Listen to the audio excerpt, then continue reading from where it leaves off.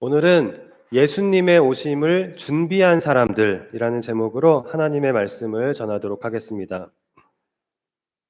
오늘은 대강절 마지막 주일인 대강절 넷째 주일입니다. 대강절은 성탄절 전에 네 번의 주일을 지키기 때문에 항상 대강절은 네 번째 주일까지 있습니다. 전에 설명드린 것처럼 대강절이라고 하는 말은 예수님의 강림을 기다리는 절기라는 뜻인데요. 성탄절을 우리가 기다리는 절기입니다.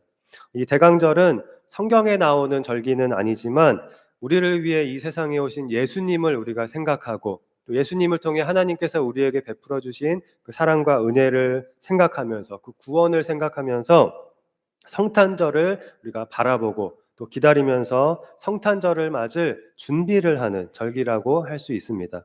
중요한 일에는 항상 준비가 많이 필요하거든요. 그래서 부활절 전에도 사순절이라는 준비의 기간이 있고 이 성탄절 전에는 대강절이라고 하는 이런 준비의 기간이 있는 것입니다.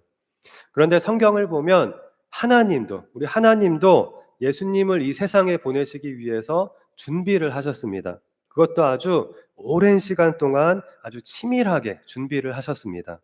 그만큼 예수님이 이 세상에 오시는 일은 굉장히 중요한 일이었는데요. 사실은 구약 성경 전체가 바로 예수님이 이 세상에 오시는 그런 준비라고 할 수 있습니다. 구약 성경의 내용이 바로 하나님께서 장차 메시아 예수님을 보내실 것이다라는 것이 이 구약 성경이고요. 이 구약 성경 전체의 내용이 바로 하나님께서 예수님을 보내실 준비를 하시는 그런 내용이라고 할 수 있습니다. 하나님께서 예수님을 보내실 것이라는 첫 번째 약속은 창세기 3장 15절에 나오는데요. 여자의 후손, 즉 여자의 몸에서 사람으로 태어나실 예수님이 마귀에게 완전한 승리를 거두고 우리를 죄와 사망에서 구원하실 것을 하나님께서 벌써부터 이때 약속을 하셨습니다. 이 창세기 3장 15절을 성경에 나타난 첫 번째 복음, 즉 원시 복음이라고 부릅니다. 여기서 마귀가 예수님의 발꿈치를 상하게 한다는 것은 예수님이 고난을 받고 십자가에 달리실 것을 가리키는데요. 그러나 그것은 치명상을 입히는 것은 되지 못하였고 단지 발꿈치를 조금 상하게 하는 것에 불과했습니다. 왜냐하면 십자가에서 죽으신 줄 알았던 예수님은 부활하심으로 이 마귀의 머리를 상하게 하는 완전히 승리한 그런 완전한 승리를 거두시게 됩니다. 자, 그리고 나서 창세기 12장에 또 이르면 하나님께서 아브라함을 특별히 택하여 부르시고 아브라함에게 메시아 예수님에 대한 약속을 주십니다. 땅의 모든 족속이 너로 말미암아 복을 얻을 것이라는 것인데요. 장차 아브라함의 후손으로 태어나실 예수님을 통해서 모든 민족이 구원의 복을 받게 될 것을 약속하신 것입니다. 그리고 나서 또 한참 후에 사무엘하 7장에서는 하나님께서 다윗 왕에게 메시아 예수님에 대한 약속을 또 주십니다. 내 집과 내 나라가 내 앞에서 영원히 보존되고 내 왕위가 영원히 견고하리라는 것인데요.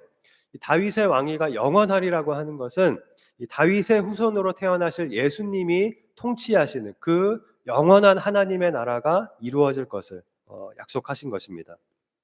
그리고 이후로도 하나님은 구약의 많은 선지자들을 통해서 우리를 죄에서 구원할 메시아 예수님을 보내시겠다고 끊임없이 구약 시대 내내 말씀을 하십니다. 이것이 구약 성경의 내용인 것입니다. 그리고 하나님의 약속대로 이 메시아 예수님이 오신 것을 기록한 것이 바로 신약 성경인데요. 신약 성경의 시작인 마태복음 1장 1절은 이렇게 시작하고 있습니다. 아브라함과 다윗의 자손 예수 그리스도의 계보라. 그리고 이어서 이 아브라함으로부터 예수님까지의 족보를 기록함으로써 구약의 예언대로 아브라함과 다윗의 자손으로 예수님이 태어나신 것을 말씀하고 있습니다. 하나님의 오랜 시간의 준비 끝에 예수님이 드디어 이 세상에 오신 것인데요. 신약 성경을 보면 특별히 예수님의 탄생을 위하여 하나님께서 준비하신 그리고 준비시키신 사람들이 있었습니다. 바로 예수님이 오시는 길을 예비한 세례 요한, 그리고 예수님의 부모의 역할을 맡게 된 요셉과 마리아, 이 두 사람입니다. 세례 요한은 예수님의 오심을 준비하는 사명을 가지고 태어난 사람인데요. 그 준비란 바로 사람들에게 회개하라고 외치면서 회개의 세례를 베풀므로써 사람들이 회개로 예수님을 맞을 준비를 시키는 것이었습니다. 하나님은 이 세례 요한을 통해서 우리가 예수님이 주시는 죄 사함을 받기 위해서는, 이 대속의 은혜를 받기 위해서는 회개를 준비해야 함을 가르쳐 주신 것입니다. 그리고 예수님의 부모가 되는 요셉과 마리아는 예수님이 사람의 몸을 입고 사람으로 이 세상에 태어나는 일에 아주 중요한 역할을 하게 되는데요. 오늘 본문에서 우리가 읽은 것처럼 하나님은 천사를 요셉에게 보내셔서 예수님의 탄생을 준비시키십니다. 요셉에게 예수님의 탄생을 미리 예고하고 마음의 준비를 미리 시키고 또 모든 할 일까지 지시하심으로 준비를 시키신 것입니다. 또 누가복음에 보면 하나님은 천사를 마리아에게도 보내셔서 역시 예수님의 탄생에 대해서 미리 알려줌으로써 준비를 시키십니다. 이들은 모두 예수님이 사람의 몸을 입고 이 세상에 오시는 일에 직간접적으로 귀하게 쓰임을 받은 인물들이었는데요. 오늘은 특별히 예수님의 부모로 택함을 받고 예수님의 오심을 준비함으로 귀하게 쓰임을 받은 요셉과 마리아에 대해서 살펴보도록 하겠습니다. 자, 먼저 요셉은 예수님의 아버지가 되는 사람인데요. 많은 사람들이 예수님의 어머니 마리아는 잘 알아도 요셉은 잘 그렇게 모르는 경우가 많습니다. 마리아는 그래도 예수님을 직접 낳은 예수님의 어머니라고 할 수 있지만 요셉은 단지 마리아의 남편일 뿐 예수님과의 직접적인 관계는 없거든요. 오늘 본문 18절에 예수 그리스도의 나심은 이러하니라. 그의 어머니 마리아가 요셉과 약혼하고 동거하기 전에 성령으로 잉태된 것이 나타났더니라고 하였습니다. 마리아가 아직 요셉과 결혼하기 전에 요셉과 아무 상관없이 성령으로 예수님을 잉태하였다는 것입니다. 하나님이신 예수님은 단지 마리아의 몸을 빌려서 사람으로 태어나신 것이지 요셉과는 아무 관계가 없었습니다. 그럼에도 불구하고 요셉은 예수님의 탄생에 있어서 굉장히 중요한 역할을 하도록 하나님께 선택을 받은 인물이고 실제로 예수님의 탄생 전에도 그리고 그 이후로도 굉장히 중요한 역할을 하게 됩니다. 자, 오늘 본문은 이 요셉이 어떤 사람이었는지 여기에 주목하면서 또 이것을 보여주고 있는데요. 19절에 요셉은 의로운 사람이라 그를 드러내지 아니하고 가만히 끊고자 하여라고 하였습니다. 당시에 마리아와 요셉은 약혼만 한 상태였고 동거하기 전이었는데 마리아가 임신한 것을 요셉이 알게 되었습니다. 요셉에게는 엄청난 충격이었을 것입니다. 당시 유대 사회에서 약혼은 오늘날의 약혼과는 달리 이미 결혼의 첫 단계로 진입한 것이나 마찬가지였습니다. 이미 결혼한 것이나 마찬가지였습니다. 그래서 오늘 본문에도 19절에 그의 남편 요셉이라고 하였고 또 20절에도 내 아내 마리아라고 표현하고 있습니다. 당시의 관습에 의하면 약혼한 남녀는 약혼한 후에 약 1년 정도는 각자의 집에서 보내고 그 후에 1년 후에 정식 결혼식을 올리고 그때부터 함께 살았습니다. 그러나 함께 살기 전부터도 이들은 정식 부부나 마찬가지였고 만약에 배우자가 부정을 저질러서 임신을 하게 된다면 그것은 굉장히 심각한 죄로 여겨졌습니다.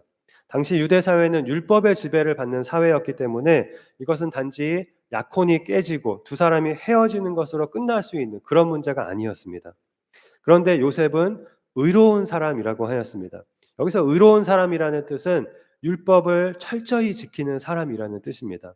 그런데 율법에 의하면 이런 경우에 남편은 공개 재판을 열어서 아내가 어떻게 해서 임신을 하게 되었는지 그 아내의 부정을 밝힐 수가 있었습니다. 그런데 요셉이 그를 드러내지 아니하고 가만히 끊고자 하여라고 하였습니다. 요셉이 마리아의 임신 사실을 공개하여 마리아에게 수치를 주지 않기로 결정한 것입니다. 율법을 철저히 지켜왔던 요셉, 이 의로운 요셉에게 이것은 쉬운 일이 아니었을 것입니다. 그러나 요셉은 마리아에게 벌을 받게 하는 대신 마리아의 수치를 덮어주고 조용히 이혼하는 방법을 택하였습니다. 당시에 약혼한 부부가 조용히 이혼할 수 있는 방법은 두 사람의 증인을 세우고 아내에게 이혼장을 써서 주는 것이었습니다. 그런데 이럴 경우에 요셉은 아내에게 이 금전적인 보상을 해주어야 했습니다. 요셉의 입장에서는 자신은 배신을 당했고 너무나도 억울한 일을 당했는데 그것을 감추고 오히려 자기가 손해를 보아가면서 마리아의 잘못을 조용히 덮어주려 했다는 것입니다. 왜일까요? 요셉은 의로운 사람이었을 뿐만이 아니라 또한 사랑이 많은 사람이었기 때문입니다. 자, 만일 요셉이 공개 재판을 열고 마리아를 법정에 세웠다면 마리아는 꼼짝없이 남편을 두고 부정을 저지른 여인으로 판결을 받았을 것입니다. 율법에 따르면 그런 사람은 성 밖으로 끌고 가서 언덕에서 떨어뜨리고 사람들이 돌로 쳐 죽이게 되어 있었습니다. 만약에 그런 일이 일어난다면 마리아와 뱃속의 아기 두 생명이 다 죽게 되었을 것입니다. 그러나 요셉은 생명을 소중히 여기는 사랑의 사람이었기 때문에 자기가 손해를 보아가면서까지 마리아가 임신한 사실을 드러내지 않고 조용히 이혼해 주기로, 이 조용히 이 일을 덮기로 그렇게 결정을 한 것입니다. 자, 그런데 20절에 이 일을 생각할 때에 주의 사자가 현몽하여 이르되라고 하였습니다. 요셉은 이 일에 대해서 곰곰이 생각하고 있었습니다. 도대체 이게 무슨 일일까? 도대체 마리아가 왜 그랬을까? 무슨 일이 있었던 것일까? 마리아가 혹시 억울한 일이라도 당한 것은 아닌가? 이렇게 이 일에 대해서 생각을 하고 있었습니다. 요셉은 함부로 판단하고 함부로 행동하지 않고 이렇게 깊이 생각을 하였습니다. 그러나 요셉은 의로운 사람이었기 때문에 마리아를 무조건 덮어주고 데려올 수도 없었습니다. 그러면 자기도 부정한 사람이 되어버리거든요. 그래서 끊기는 끊어야 하겠는데 마리아를 생각해서 자기가 손해를 보더라도 조용히 끊는 것에 대해서 생각을 하고 있었습니다. 그런데 바로 이때 하나님께서 개입을 하십니다. 요셉이 이 일을 생각할 때에 천사가 요셉의 꿈에 나타난 것입니다. 천사는 요셉에게 마리아가 임신한 것은 하나님께서 하신 일이니, 즉 마리아가 잉태한 아기는 성령으로 잉태된 것이니 너는 마리아를 아내로 맞이해서 그 아이를 낳으라고 그렇게 말을 하였습니다. 그리고 아이의 이름을 예수라 하라고 또 알려주었습니다. 자, 요셉은 어떻게 하였을까요? 24절에 요셉이 잠에서 깨어 일어나 주의 사자의 분부대로 행하여 그의 아내를 데려왔다고 하였습니다. 자, 엄청나게 혼란스러웠을 텐데도 즉시 순종한 것입니다. 요셉이 즉시 순종할 수 있었던 것은 요셉이 이 일에 대해 깊이 생각하고 있었기 때문이었습니다. 안 그래도 도대체 이게 무슨 일인가? 마리아에게 무슨 일이 있었던 것일까? 깊이 생각하고 있었는데 이때 하나님께서 개입하셔서 모든 것을 알려주시고 요셉이 할 일까지 가르쳐 주신 것입니다. 그래서 아마 요셉은 모든 의문이 풀리고 잠에서 깨자마자 즉시 순종할 수 있었을 것입니다. 그리고 성경을 보면 요셉은 즉시 순종하였을 뿐만이 아니라 지속적으로 열심히 계속 순종하였음을 알 수 있는데요. 2장에 보면 아기 예수님이 태어나셨을 때 천사가 또다시 요셉의 꿈에 나타나서 헤롯 왕이 아기를 죽이려고 하니 너희는 애굽으로 피하라고 알려주었습니다. 그리고 이번에도 요셉은 잠에서 깨자마자 즉시 그 밤에 아기와 아내를 데리고 애굽으로 떠나게 됩니다. 조금도 지체하지 않고 그 밤중에 아마 한 번도 가본 적이 없을 그 외국으로 그것도 갓난아이와 아내를 데리고 떠난 것입니다. 그리고 이후에 요셉은 또다시 천사의 지시를 받고 다시 이스라엘로 돌아오고 또 천사의 지시를 받아 갈릴리 나사렛에 가서 살게 됩니다. 자, 이 모든 것이 예수님에 대한 구약의 예언을 이루기 위한 하나님의 인도하심이었습니다. 그런데 사실 예수님은 요셉의 혈육도 아니었고 또 요셉의 자식도 아니지 않습니까? 임신한 마리아를 아내로 데려와서 아기가 무사히 태어나게 한 것만 해도 요셉은 자기가 할 일은 충분히 다 했다고 생각할 수도 있었을 것입니다. 그럼에도 불구하고 요셉은 예수님이 태어나기 전부터 그리고 태어난 후로 예수님이 어린 시절을 지나기까지 큰 희생과 헌신으로 예수님의 아버지로서 또 마리아의 남편으로서 그리고 한 집안의 가장으로서 모든 역할에 최선을 다하였습니다. 어떻게 그럴 수 있었을까요? 오직 하나님께 대한 순종으로 자신을 그렇게 헌신한 것입니다. 이러한 요셉의 귀한 순종으로 성경은 예수님에 대한 구약의 예언들이 모두 이루어져 갔다고 그렇게 기록을 하고 있습니다. 이 요셉의 순종은 단순히 형식적으로 하는 순종, 마지못해서 단지 시키는 것까지만 어떻게든지 하는 그런 순종이 아니었습니다. 사명감을 가지고 적극적으로 최선을 다해서 열심으로 자신을 헌신해가며 하나님께 순종하였습니다. 오늘 본문 25절에 아들을 낳기까지 동침하지 아니하더니 나음의 이름을 예수라 하니라라고 하였습니다. 자, 정식으로 결혼을 하고 아내로 이 마리아를 아내로 데려왔지만 마리아의 뱃속에 있는 아기는 성령으로 잉태되어 메시아가 될 분이기 때문에 아내가 태어날 때까지는 내 아내를 가까이 할 수 없다라고 스스로 다짐하고 예수님이 태어날 때까지 마리아와 동침하지 않은 것입니다. 그리고 아기가 태어났을 때 요셉은 하나님의 명령을 기억했다가 아기의 이름을 예수라고 지었습니다. 자, 또 후에 요셉이 천사의 지시대로 헤롯 왕을 피해 애굽에 가서 살고 또다시 이스라엘로 돌아온 그 모든 과정에서 우리는 요셉이 최선을 다해서 이 마리아와 아기 예수님을 보호하고 돌보았다는 것을 알 수 있습니다. 그것이 하나님께서 자기에게 맡겨주신 사명이라고 생각하고 정말 쉽지 않은 일이었지만 자신을 희생해 가면서 최선을 다해서 헌신을 한 것입니다. 자, 마리아가 예수님을 낳을 때에도 아기 예수님은 마구간에서 태어나시고 말 구유에 눕게 되셨는데요.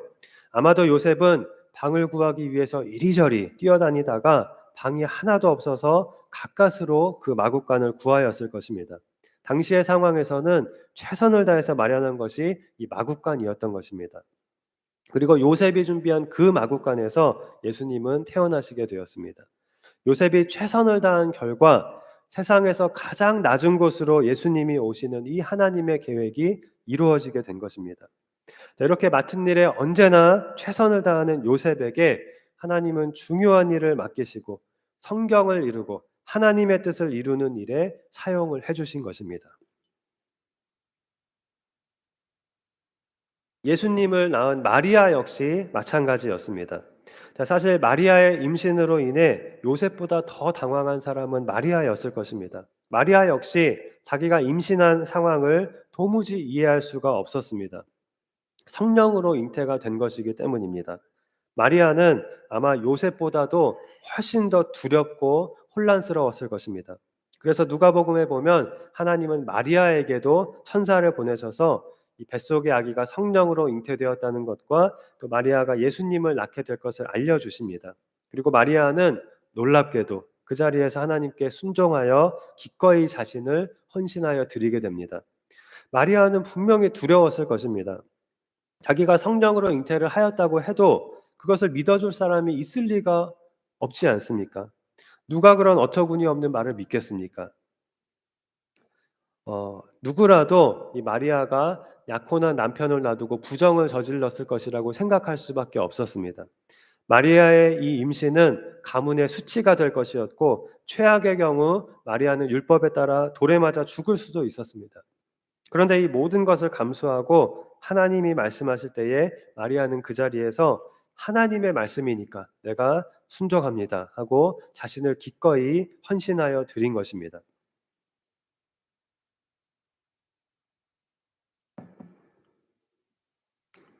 결국 마리아와 요셉의 이러한 순종과 헌신으로 예수님은 구약의 예언대로 여자의 몸을 통하여 사람으로 이 세상에 오시게 되었습니다. 예수님이 성령으로 잉태되어 마리아에게 나시고 또 요셉이 마리아의 남편이 되어서 예수님의 아버지가 된 것은 하나님께서 오래전부터 준비하신 일이었고 또 대단히 중요한 의미가 있는 그런 일이었는데요. 오늘 본문 21절에서 천사는 예수님에 대해서 자기 백성을 죄에서 구원할 자, 즉 구약에 예언된 바로 그 메시아라고 요셉에게 알려주었습니다. 그런데 예수님이 메시아로서 특별한 점, 오직 예수님만이 우리의 구주가 될 수 있게 하는 특별한 점은 바로 예수님은 온전히 하나님이시면서 동시에 온전히 사람이 되신 분이라는 것입니다. 오늘 본문이 처음부터 끝까지 강조하고 있는 한 가지는 예수님은 성령으로 잉태되셨고 동정녀, 즉 처녀인 마리아의 몸에서 태어나셨다는 것입니다. 이것이 바로 우리가 사도신경에서 고백하는 신앙 고백 아닙니까? 그는 성령으로 잉태되어 동정녀 마리아에게서 나시고 라는 것입니다. 이것이 엄청나게 중요한 신앙 고백인데요. 성령으로 잉태되었다는 것은 그 기원이 하나님이라는 것입니다.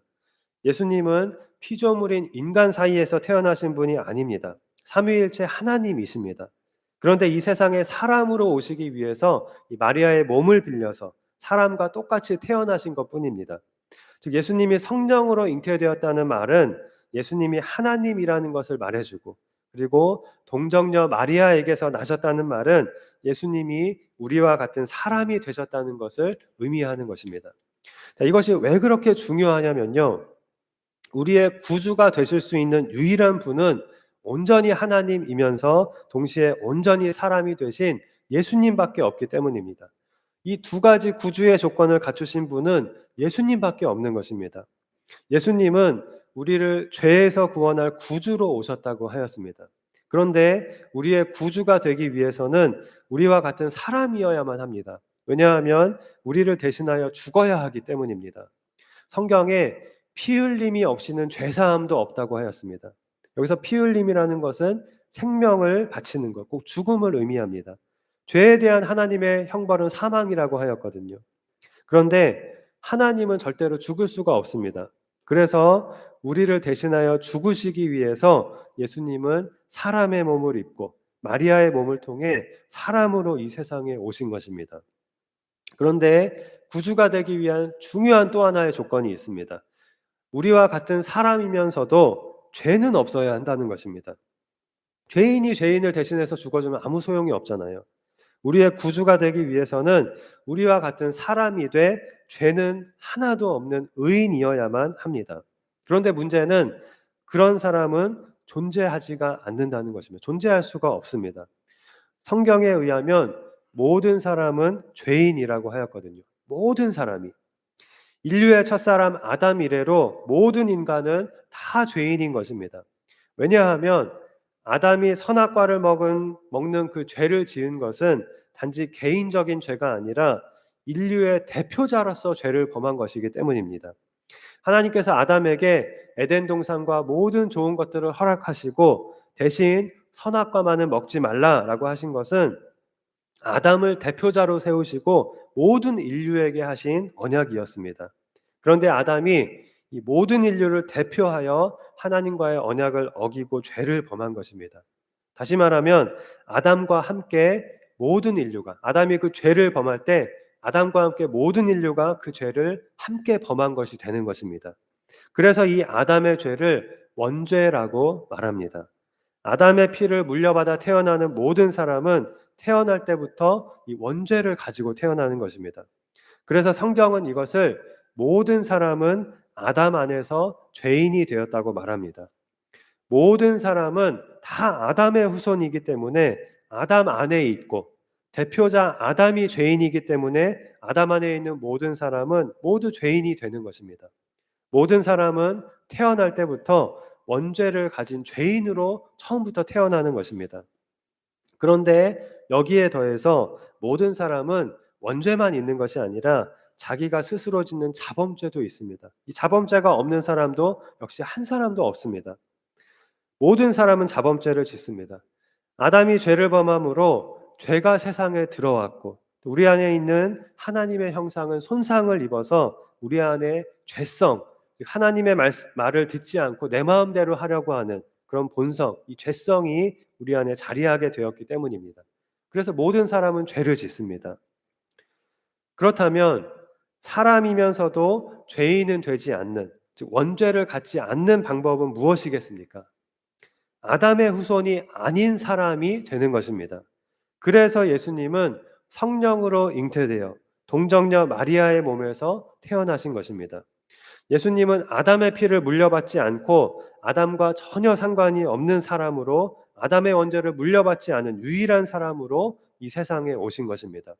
그래서 창세기 3장 15절에서 하나님은 장차 메시아로 오실 예수님에 대해서 아담의 후손이라고 하지 않고, 그 자리에 아담과 하와가 다 있었는데 아담의 후손이라고 하지 않고 여자의 후손이라는 표현을 사용하신 것입니다. 여자의 몸에서 나실 것이지만 아담의 후손은 아닌 그런 사람이 되실 것이기 때문입니다. 자, 그리고 오늘 본문의 앞에 나오는 예수님의 족보를 보면 아브라함으로부터 시작을 해서 아브라함이 이삭을 낳고 이삭은 야곱을 낳고 이렇게 누가 누구를 낳고 이렇게 하는데 다 남자의 계보로 이어지고 있습니다. 그런데 족보의 제일 마지막인 16절에 보면 야곱은 마리아의 남편 요셉을 낳았으니 마리아에게서 그리스도라 칭하는 예수가 나시니라라고 하였습니다. 자, 이 1절부터 계속 쭉 이어진 족보의 형식을 따른다면 이 마지막 부분도 요셉은 예수를 낳고 이렇게 끝나야 하거든요. 아버지가 낳았다 다 이렇게 표현을 했거든요. 그런데 16절은 정확하게 요셉은 마리아의 남편일 뿐이고 그냥 마리아에게서 예수가 나셨다고 기록을 하고 있습니다. 마리아의 남편은 요셉이었지만 예수님은 요셉의 핏줄이 아니라 요셉과 상관없이 단지 마리아에게서 나셨다고 정확하게 기록한 것입니다.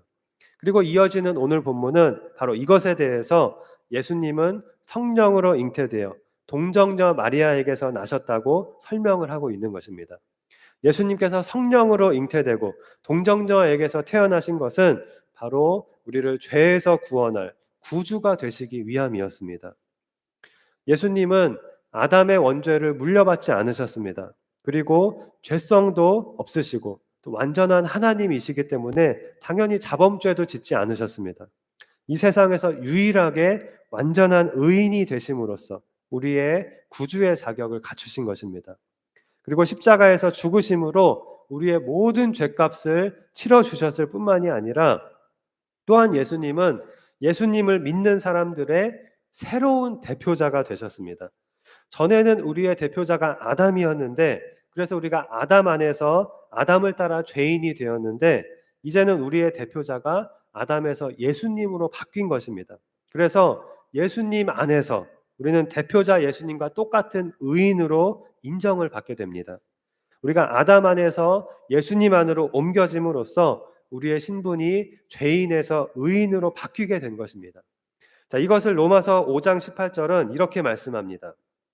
그런즉 한 범죄로 많은 사람이 정죄에 이른 것 같이 한 의로운 행위로 말미암아 많은 사람이 의롭다 하심을 받아 생명에 이르렀느니라. 인류의 대표자 아담, 이 아담 한 사람이 범한 원죄로, 이 하나의 죄로 많은 사람, 즉 아담 안에 있는 모든 인류가 죄인이 된 것과 같이 우리의 새로운 대표자 예수님의 의로운 행위, 즉 죄를 짓지 않으심, 그리고 십자가에서 우리의 죄를 대속하심으로 말미암아 많은 사람, 즉 예수님을 믿는 모든 사람이 예수님 안에서 의인이 되었다는 것입니다. 자, 이런 중요한 일에 하나님은 마리아와 요셉을 준비시키시고 예수님이 사람의 몸을 입고 이 세상에 오시는 중요한 일에 귀하게 사용해 주신 것입니다. 그런데 그렇다면 여기서 요셉의 역할은 도대체 무엇이었을까요? 오늘 본문을 보면 분명히 오늘 본문의 주인공은 요셉인데 천사가 요셉에게 나타난 그런 이야기인데 그 내용을 보면 예수님은 요셉과는 아무 상관이 없다. 요셉과 아무 상관없이 성령으로 잉태되어 동정녀 마리아의 몸에서 나셨다. 이것이거든요. 자, 그러나 요셉도 예수님이 이 세상에 오시는 일에 반드시 필요하였습니다. 당시에 처녀인 마리아가 예수님을 무사히 낳기 위해서는 넓은 마음으로 마리아를 감싸주고 또 하나님의 말씀에 최선을 다해서 순종하는 이 요셉이 반드시 필요하였습니다. 그리고 그보다 더 중요한 것은 이 요셉이 마리아와 파혼하지 않고 결혼함으로써 이 마태복음 1장의 예수님의 족보가 완성되었다는 것입니다. 이 족보의 목적은 아브라함과 다윗의 자손에서 메시아가 나셨다는 것을 보여줌으로써 구약의 예언이 성취되었음을 보여주는 것입니다. 그런데 예수님은 아담의 후손으로 태어나지 않으시고 성령으로 잉태되어 동정녀 마리아에게서 나셨기 때문에 사실 이 족보에 예수님의 이름이 들어갈 이유가 없었습니다. 그런데 요셉이 예수님의 어머니 마리아와 결혼하여 남편이 되었기 때문에 법적으로 예수님은 요셉의 아들로 이 족보에 오르게 된 것입니다. 즉 법적으로 예수님이 아브라함과 다윗의 자손인 요셉의 아들이 되므로 아브라함과 다윗의 자손에서 메시아가 나올 거라는 구약의 예언이 성취되게 된 것입니다. 이 마지막 퍼즐을 완성하는 데 꼭 필요한 사람으로 하나님은 요셉을 준비시키셨던 것입니다. 그리고 요셉은 하나님께 순종함으로 예수님의 오심을 준비하고 또 예수님이 이 세상에 오시는 일에 이렇게 귀하게 쓰임을 받게 되었습니다. 오늘 우리가 예수님이 동정녀 마리아를 통해서 사람으로 이 세상에 오시는 그 중요한 일에 마리아와 요셉이 이 순종과 헌신으로 예수님의 오심을 준비하고 귀하게 쓰임을 받았다는 것을 살펴보았는데요. 우리가 오늘 기억해야 할 것은 우리 역시 예수님의 오심을 준비하고 있는 사람들이라는 것입니다. 이제 예수님은 세상 끝날에 다시 한번 심판주로 그리고 구원주로 이 세상에 또 오실 것입니다. 그리고 우리는 그 다시 오실 예수님을 맞을 준비를 하고 있는 사람들인 것입니다. 하나님은 예수님의 초림만 오랜 시간 동안 준비하신 것이 아닙니다. 예수님의 재림도 또한 오랜 시간 준비하고 계십니다. 2000년 전 예수님이 부활하시고 승천하셨을 때만 해도 당시의 성도들은 예수님이 금방 다시 오실 줄 알았습니다. 그런데 그 후로 지금까지 2000년이라는 세월이 흘렀습니다. 그렇게 오랜 시간을 하나님은 역시 준비하고 계신 것입니다.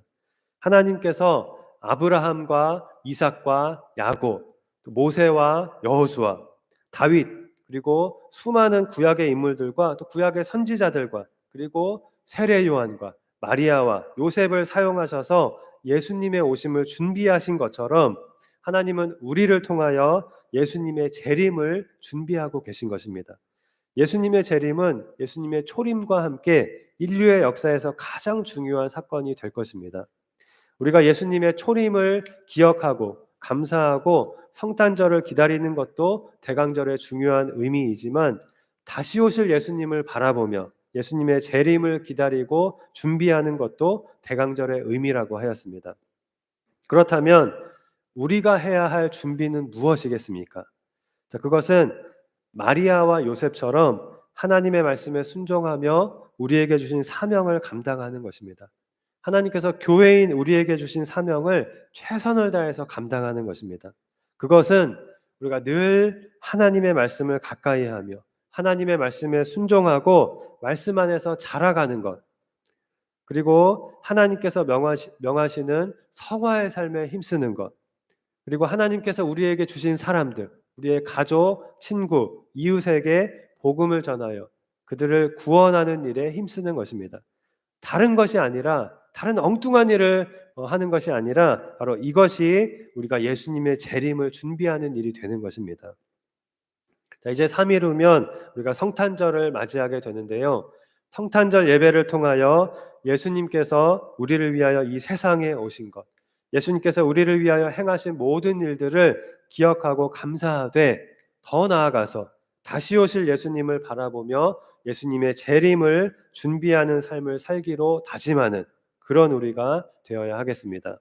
그럼으로써 주님이 다시 오실 때까지, 주님이 언제 다시 오실지는 모르지만 우리가 이 세상을 사는 동안 언제나 우리와 함께 계시는 임마누엘 하나님과 동행하며 하나님의 말씀에 순종하며 하나님께서 주신 사명을 감당하는 삶을 살아감으로 다시 오시는 예수님을 맞을 준비를 하는 복되고 귀한 삶을 살아가는 우리 모두가 되기를 주님의 이름으로 축원합니다.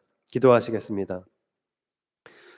하나님 아버지, 하나님의 형상대로 인간을 창조해 주셨지만 죄로 인하여 죽을 수밖에 없게 된 우리를 위하여 오랜 시간 동안 예수님을 보내실 준비를 하시고 우리를 위하여 하나님의 독생자 예수님께서 사람의 몸을 입고 이 세상에 오신 것을 생각할 때에 한없는 감사와 찬양을 드립니다.